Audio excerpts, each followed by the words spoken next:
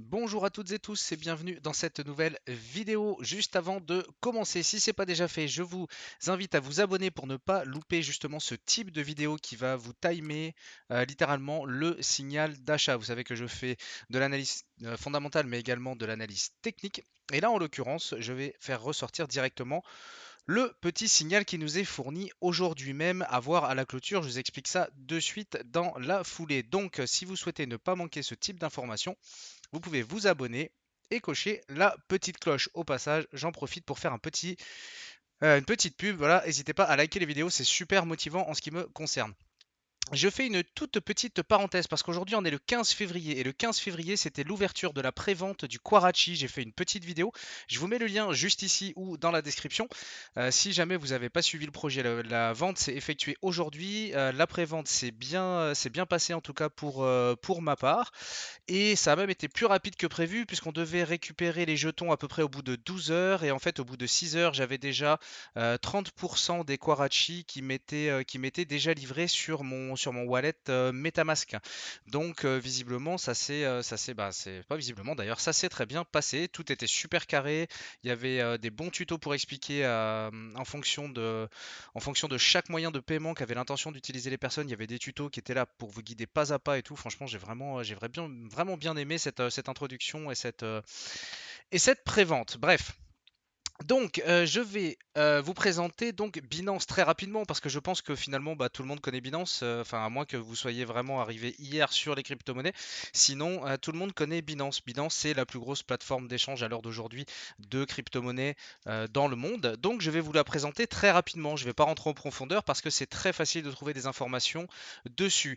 En quelques chiffres, en fait, BNB, c'est très simple. C'est 85 millions d'utilisateurs à fin 2021. C'est 3500 collaborateurs de par le monde. C'est 70% du marché mondial des échanges crypto, ce qui est quand même juste pas rien quand même.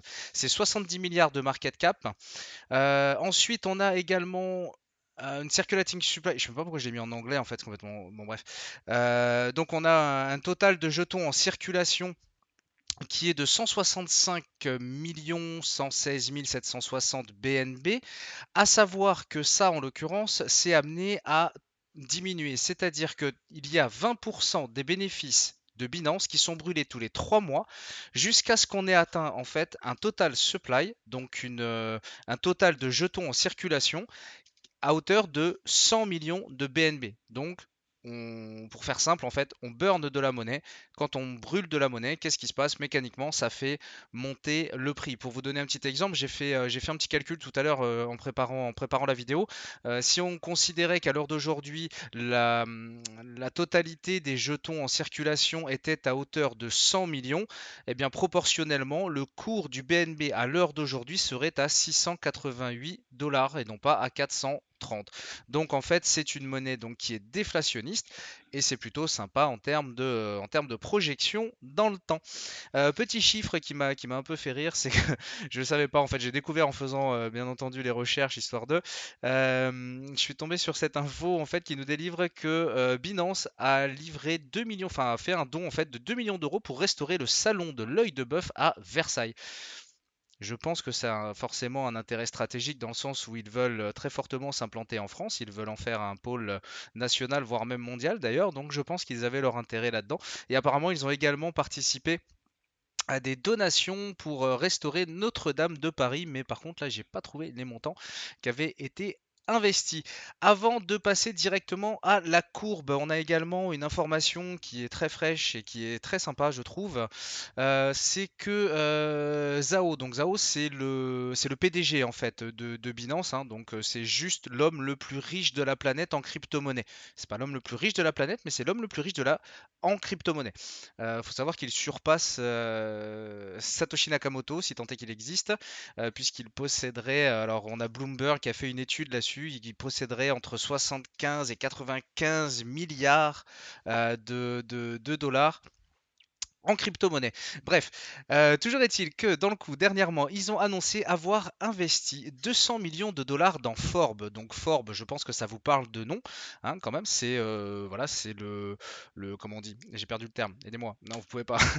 C'est le journal. Voilà, je vais y arriver. C'est un journal très axé finance, bien entendu, aux États-Unis. L'objectif est de construire une machine multimédia centrée sur les actifs numériques qui aiderait à éduquer le public sur la crypto et à répandre l'évangile de la blockchain. Cet investissement, il n'est donc pas là pour rien, il est là pour finalement mettre un pied chez Forbes, qui en plus, faut savoir qu'ils étaient partis du mauvais pied. C'est vraiment le cas de le dire. En fait, c'est qu'en 2000, je crois que c'est 2000, fin 2017, début 2018 de mémoire, où en fait Forbes avait fait des articles un petit peu salés sur Binance, sauf que Binance s'était très bien défendu sur son sujet.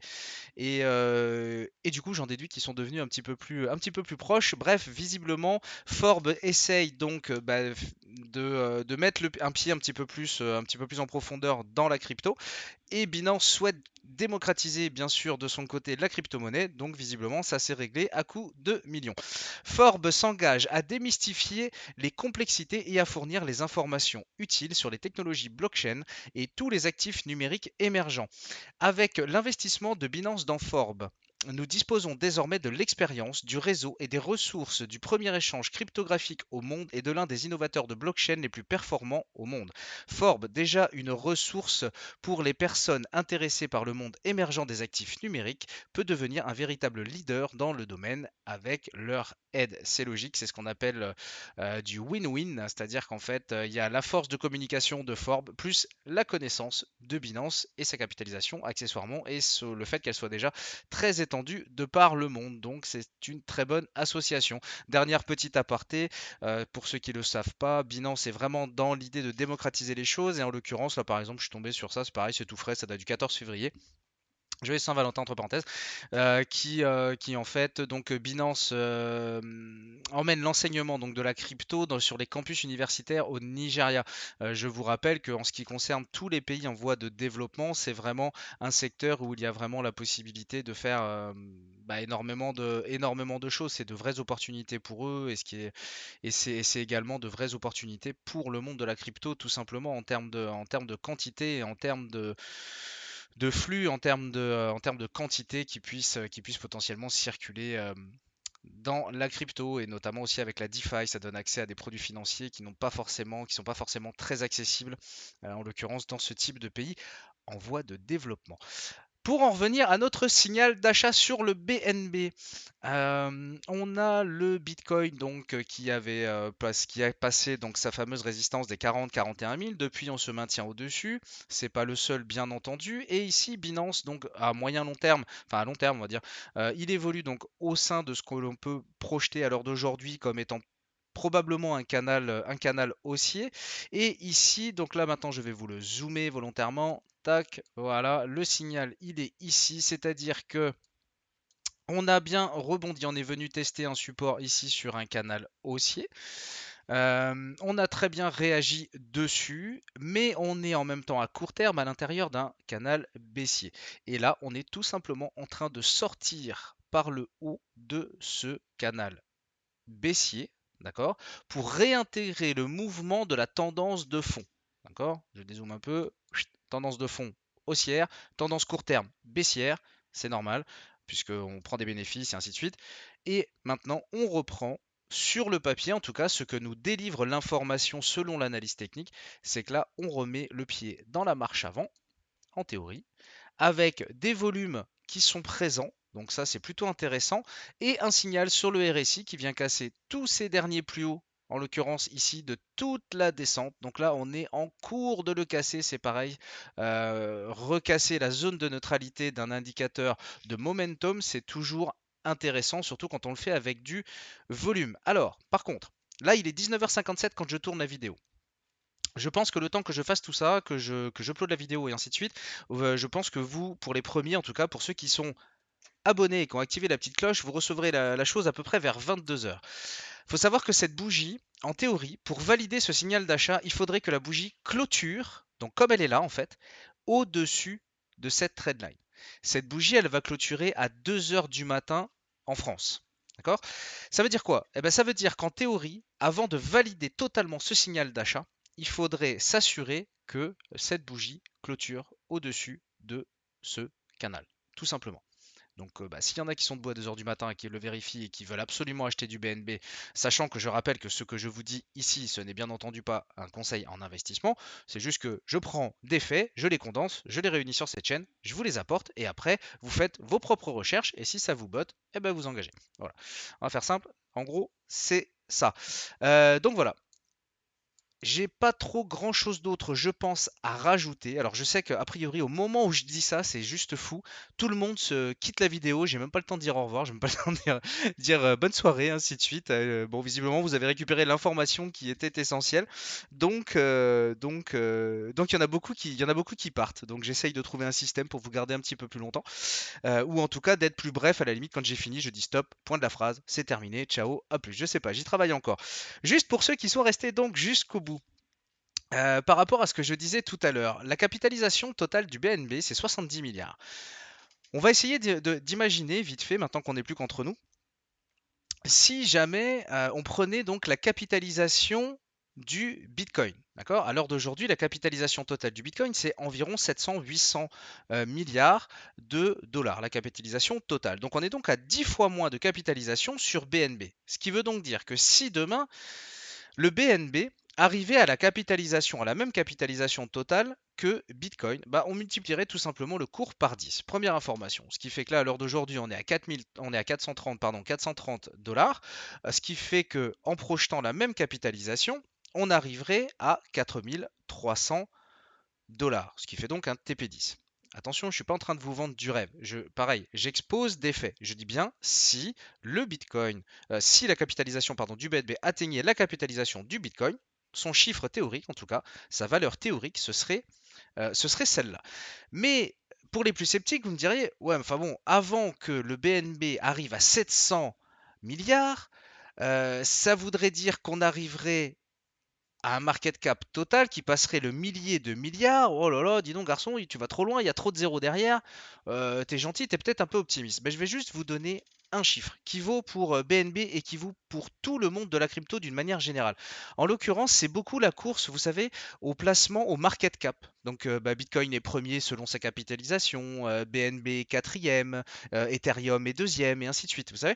Et on le classe comme ça. Et c'est souvent la course, tiens, il est 50e, ah bah on va essayer de faire en sorte qu'elle passe 40e, comme ça bah, il y aura plus de fonds et c'est ça qui fera monter le prix. Alors oui, c'est vrai, forcément, si elle augmente son market cap par rapport à une autre, forcément son prix s'en trouve d'autant plus augmenté. Mais qu'est-ce qui pourrait faire également monter le prix de toutes les crypto-monnaies d'un coup? Eh bien, c'est tout simplement qu'à l'heure d'aujourd'hui, on a environ 2000 milliards de capitalisation totale sur les crypto-monnaies. Alors 2000 milliards, pour ceux qui ne sont pas dans les marchés financiers, vous allez me dire, c'est peut-être, c'est déjà, putain, c'est déjà beaucoup en fait, c'est énorme. Eh bien, en fait, non, pas du tout. C'est-à-dire que rien que ce chiffre-là pourrait être multiplié par 10 avec l'entrée des institutionnels qui a d'ailleurs commencé en 2021, ça avait commencé en 2020 et ça s'est vraiment accentué en 2021. Mais juste eux, en rentrant, on pourrait très facilement multiplier par 10 la capitalisation totale des crypto-monnaies. Et j'en veux pour preuve un chiffre, un seul, et après je vous fous la paix, je vous laisse passer la soirée. C'est le volume d'échanges journaliers sur les marchés traditionnels. J'entends par là les indices type Nasdaq, 440, Dow Jones, matières premières et ainsi de suite. Vous savez, les marchés qu'on connaît déjà, les marchés boursiers, les actions d'une manière générale partout dans le monde. Juste ça, c'est à peu près 7000 milliards d'échanges journaliers. C'est-à-dire qu'en 24 heures, on a 3 fois plus d'échanges qui sont réalisés que la capitalisation totale de toutes les crypto-monnaies. Si vous ne le saviez pas, je vous laisse réfléchir là-dessus, parce que ça donne quand même matière à réflexion. Et quand on me pose la question, mais est-ce que c'est pas déjà trop tard pour investir dans la crypto? Moi, j'ai envie de répondre non. Sur ce, je vous souhaite une excellente soirée et je vous dis à très bientôt dans une prochaine vidéo. Ciao les amis!